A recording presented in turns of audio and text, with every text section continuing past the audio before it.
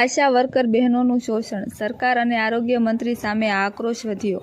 બોટાદ, ગુજરાત રાજ્યમાં આરોગ્ય સેવા માટે ઘર ઘર સુધી પહોંચતી આશા વર્કર બહેનો વર્ષોથી પ્રાણપણે સેવા આપી રહી છે.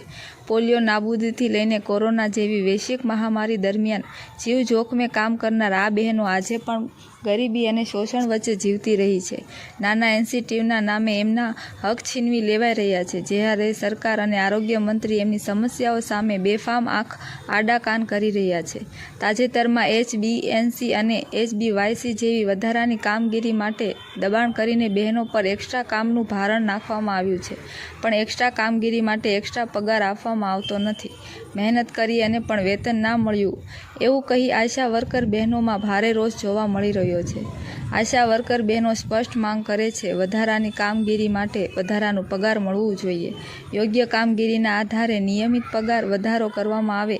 ઇન્સ્ટિટ્યૂટ જેવી શોષણભરી પ્રથા બંધ કરી લઘુત્તમ વેતન આપવામાં આવે. સ્માર્ટફોન જેવી જરૂરી સાધનો આપવામાં આવે અને ઓનલાઈન કામગીરી માટે દબાણ ન કરવામાં આવે. કાયમિક મહેકમાં સમાવેશ થાય, કામના કલાકો નક્કી થાય અને યુનિફોર્મ તથા મેટર્નિટી લીવ જેવી સુવિધાઓ આપવામાં આવે. આશા વર્કર બહેનો વગર આરોગ્ય વિભાગ અધૂરો છે, તેમ છતાં એમને યોગ્ય પગાર આપવાની જગ્યાએ એમનું શોષણ થાય છે, એવો આક્રોશ વ્યાપી ગયો છે. રાજ્યભરમાં બહેનો હવે ખુલ્લેઆમ કહી રહી છે કે જો સરકાર અને આરોગ્ય મંત્રી તાત્કાલિક યોગ્ય નિર્ણય નહીં લે તો એમની ખુરશી હલશે. સરકાર અને આરોગ્ય મંત્રી માટે હવે સમય આવી ગયો છે.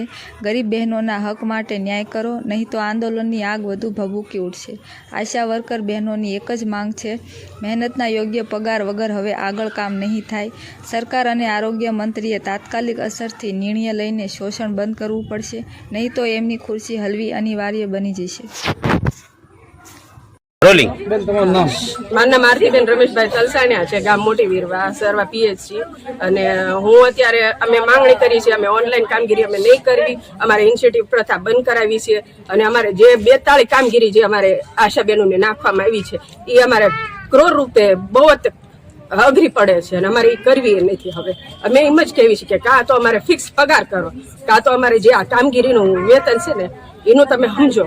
અમે ઘડીએ આવેદન પત્ર દેવા આવ્યું, અમારા પત્ર ફાડી નાખી દેવામાં આવે છે અને કઈ પણ એક જાતની અમારી કોઈ રીતને કઈ સમજવામાં આવતી જ નથી. તમારી માંગ શું છે બેન? આગામી દિવસોમાં તમારી માંગ સ્વીકારવા અમારે ફિક્સ પગાર કરવો હશે અને અમે જે આ 42 પ્રકારની જે કામગીરી કરવી છે, PMVY ની ઓનલાઈન કામગીરી, HBNC, HBYC અને જે ANC, PNC, TL જે પણ અમે કામગીરી કરવી છે એમાં અમારે હાવ નખેડી નાખવામાં આવે છે. તો અમારે એ જ કામ અમારે હવે એમને દેખાડવું છે કે અમે આ કરવી છીએ તો અમારે એ પ્રકારનું અમારે વેતન મળે. અત્યારે અમારું વેતન છે 2500 અને એક લાલીપોપ ઘણે 2500 અમને વધાર્યું છે, પણ એ દેવામાં આવતું નથી. ટાઈમસર આવતું નથી. ટાઈમસર કઈ અમારે આવતું જ નથી. તમારું નામ? હું આપણે બોટાદ અર્બન 1 માંથી આવું છું. હું આશા વર્કર તરીકે કામ કરું છું અને મારું નામ જુલીબેન છે.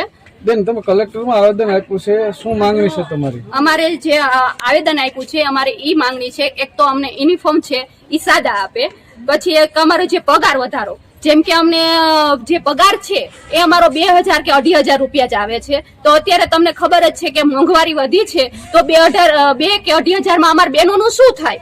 અને રાતની ઓનલાઈન કામગીરી, ઓફલાઈન કામગીરીનું અમારે ઉપરથી જ એટલું બધું પ્રેશર આવતું હોય છે કે અમે આખો દિવસથી રાત લગી અમે નવરા નથી થઈ શકતા, કારણ કે એટલું બધું ઓનલાઈન નું ઓફલાઈન નું કામગીરી વધી ગઈ છે કે અમારે રાતે પણ બહેનો જોડે, ANC બહેનો જોડે, PNC બહેનો જોડે, બાળકો જોડે, બધા જોડે અમારે જવાનું હોય છે. તો એ પ્રમાણનું અમને વેતન નથી મળતું. તમારી માંગ સ્વીકારવામાં નહીં આવે તો આગળ શું કાર્યવાહી કરશો?